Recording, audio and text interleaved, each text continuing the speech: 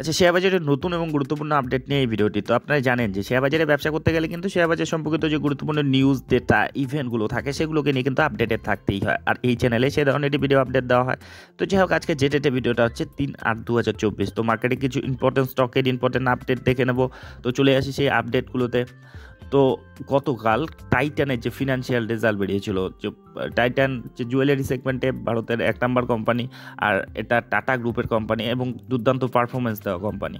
তো এই কোম্পানি যদি দেখেন গত 6 মাসে রিটার্ন নেগেটিভে রয়েছে 2%-এর মতো, গত 1 বছরে 18%-এর মতো রিটার্ন দিয়েছে, কিন্তু 5 বছরে দেখুন মোটামুটি 224%-এর মতো রিটার্ন দিয়েছে। তো এই কোম্পানি কিন্তু লার্জ ক্যাপ ব্লু চিপ ধরার কোম্পানি, এগুলো 5 বছরে টাকা দ্বিগুণ করে দেওয়ার মতো কিন্তু এদের রিটার্ন হয়। তো এক্ষেত্রে দেখতে পাচ্ছেন অনেক বেশি রিটার্ন দিয়েছে। তো এটা রিসেন্টলি যদি দেখেন হাই থেকে কিন্তু কিছুটা কারেকশনে রয়েছে, মানে অল টাইম হাই থেকে 10-11%-এর মতো কারেকশনে রয়েছে। তো ঠিকঠাক দেখে নিলে হয়তো আরও 1-2% বেশি হবে। তো যাই হোক, বর্তমানে 3450 টাকায় চলছে। তো এই কোম্পানির যেটা আপডেট রয়েছে, আপডেট বলতে এদের যে Q1-এর ফিনান্সিয়াল রেজাল্টটা কিন্তু গতকাল বেরিয়েছে এবং মার্কেট ক্লোজ হওয়ার পরে। তো গতকাল কিন্তু সেরকম রিয়াকশন দেখা যায়নি মার্কেটে। তো সেই রিয়াকশনটা কিন্তু আগামী সোমবার দেখা যাবে তার ফিনান্সিয়াল রেজাল্টে। তো দেখে নিই তার ফিনান্সিয়াল রেজাল্টটা কেমন হয়েছে। তো যদি দেখেন তাদের ফিনান্সিয়াল রেজাল্টে কিন্তু একটু ডিক্লাইন হয়েছে। দেখুন তাদের যে প্রফিট মোটামুটি 5%-এর মতো জুন কোয়ার্টারে কিন্তু ডিক্লাইন হয়েছে ইয়ার অন ইয়ার বেসিসে। একটু দেখে নেই ডিটেলসে তাদের যে ফিনান্সিয়াল রেজাল্টটা। তো এই কোয়ার্টারে তাদের যেটা মানে সেলস হয়েছে দেখুন 13,266 কোটি, যেটা আগের কোয়ার্টারে ছিল 12,494 কোটি। তাদের সেলস কিন্তু বৃদ্ধি হয়েছে 12,494 থেকে 13,266। তাদের ব্যবসা কিন্তু বেড়েছে, বিক্রি বেড়েছে। ঠিক 1 বছর আগে যেটা 11,897 ছিল সেটা কিন্তু 12,366 হয়েছে। তো কোয়ার্টারলি ইয়ারলি ইমপ্রুভমেন্ট দেখিয়েছে। তো সেক্ষেত্রে তাদের খরচাও বেড়েছে। দেখুন 10,772 কোটি ছিল 1 বছর আগে, 1 কোয়ার্টার আগে ছিল 11,303 কোটি, এখন সেটা 12,019 কোটি। তো কোয়ার্টারলি ইয়ারলি সব ক্ষেত্রে তাদের খরচাও বেড়েছে, এটাই স্বাভাবিক। ব্যবসা বৃদ্ধির সঙ্গে সঙ্গে খরচাও বৃদ্ধি হয়। তো এখন এই ইনকাম থেকে এক্সপেন্সটা বাদ দিলে তাদের যেটা থাকে প্রফিট বা লস, তো অবশ্যই প্রফিটেই রয়েছে। তো এই কোয়ার্টারে তাদের যেটা প্রফিট হয়েছে আর কি, এটা প্রফিট বিফোর ট্যাক্স পিবিটি, সেটা হচ্ছে 973 কোটি, যেটা আগের কোয়ার্টারে ছিল 991 কোটি। দেখুন 991টা 973 হয়েছে, মানে তাদের খরচা একটু বেশি হয়ে যাওয়াতে কিন্তু তাদের প্রফিটেবিলিটি দেখুন কমে গিয়েছে। 991 ছিল আগের কোয়ার্টারে, এখন 973 হয়েছে, যদিও তাদের রেভিনিউ কিন্তু গ্রো হয়েছে। আর ঠিক 1 বছর আগে সেটা ছিল 1,000 কোটি। তো কোয়ার্টারলি ইয়ারলি দুটো ক্ষেত্রেই কিন্তু তাদের কমেছে। যদি ট্যাক্স অ্যাডজাস্টমেন্টের পরে দেখেন, দেখুন 715 কোটি এবার তারা প্রফিট করেছে, যেটা আগের কোয়ার্টারে 771 কোটি ছিল। তো 771টা 715 হয়েছে। তো এবার কিন্তু ট্যাক্সের পরিমাণটাও তাদের একটু বেশি হয়েছে, দেখুন 27%-এর মতো, যার জন্য কিন্তু প্রফিটেবিলিটি, তাদের খরচা এবং ট্যাক্স বেড়ে যাওয়াতে তাদের প্রফিটেবিলিটি কমে গিয়েছে, 771 থেকে 715 হয়েছে। আর ঠিক 1 বছর আগে যেটা ছিল 756, সেখান থেকেও কিন্তু নিচে নেমেছে, মানে ইয়ারলি 756 থেকে 715 হয়েছে, কোয়ার্টারলি 771 থেকে 715 হয়েছে। তো কোয়ার্টারলি ইয়ারলি দুটো ক্ষেত্রেই কিন্তু তাদের যে প্রফিটেবিলিটি কিন্তু কমে গিয়েছে। তো যাই হোক, যা সিনারিও দেখা গেল তাতে কিন্তু তাদের যে ওভারঅল ফিনান্সিয়াল রেজাল্টটা এই কোয়ার্টারে কিন্তু ঠিকঠাক সুবিধার হয়নি। আর আপনি যদি রিপোর্টগুলোও দেখেন আর কি, যে রিপোর্টগুলো সেগুলোতে দেখলে বুঝতে পারবেন তারা যেটা এস্টিমেট ধরে নেয় আর কি, মার্কেটের অ্যানালিস্টরা সেই এস্টিমেটকেও কিন্তু তারা অ্যাচিভ করতে পারেনি, এবং যার পরিপ্রেক্ষিতে কিন্তু আগামী সোমবার একটা কিন্তু নিচের দিকে দেখা যেতে পারে।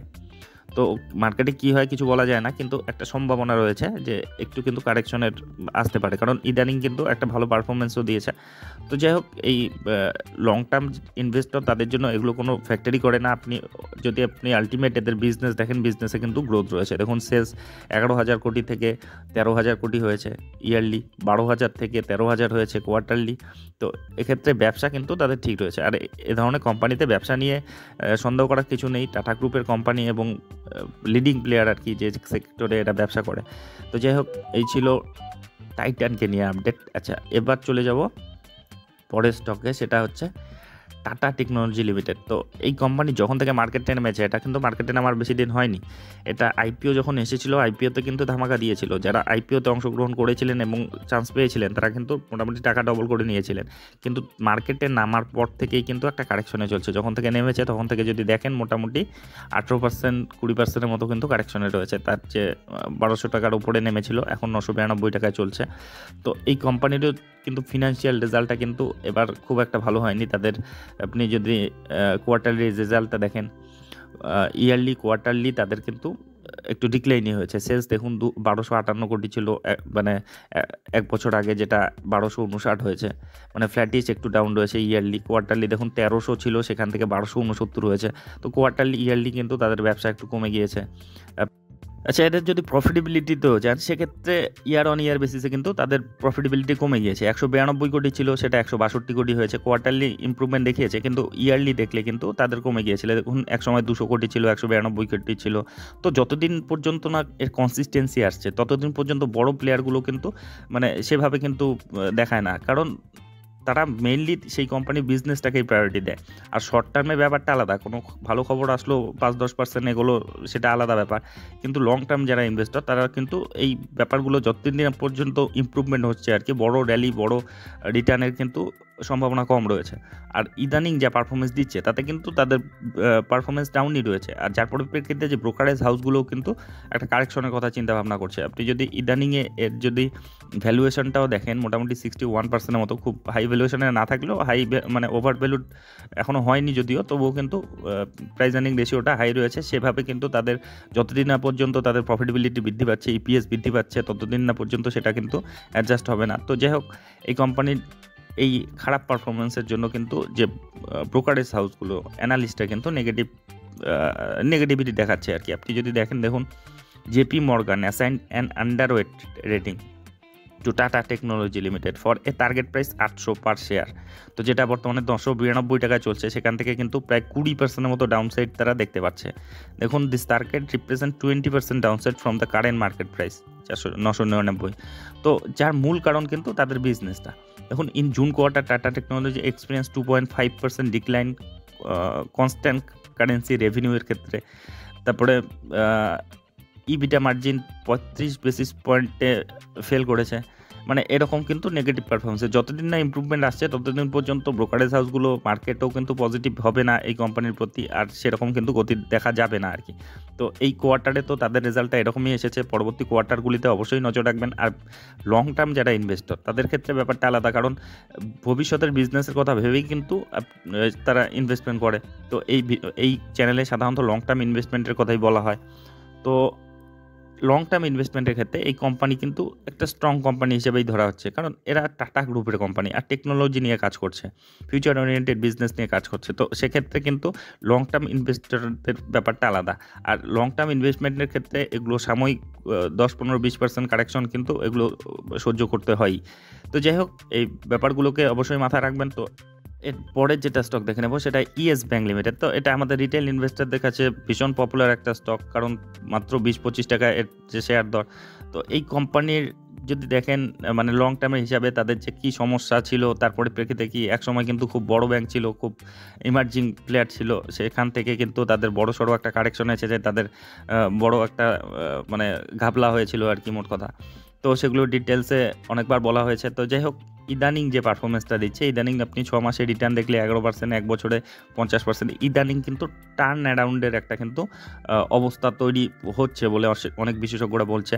তো অবশ্যই সেটা হতে গেলে কিন্তু তাদেরকে তাদের বিজনেসে কনসিস্টেন্সি আনতে হবে, যেটা এই কোয়ার্টারে কিন্তু তারা ভালো রকম গ্রোথ দেখিয়েছে। আপনি যদি রেভিনিউ দেখেন, 7,400 কোটি ছিল, যেটা আগের কোয়ার্টারে সেটা 7,700 হয়েছে। 6,200 ছিল এক কোয়ার্টার, মানে এক বছর আগে, সেখান থেকে 7,700 হয়েছে। প্রফিটেবিলিটি দেখুন, এক বছর আগে তারা প্রফিট করেছিল 347 কোটি, এখন সেটা 516 কোটি, মানে গ্রোথ দেখিয়েছে কিন্তু।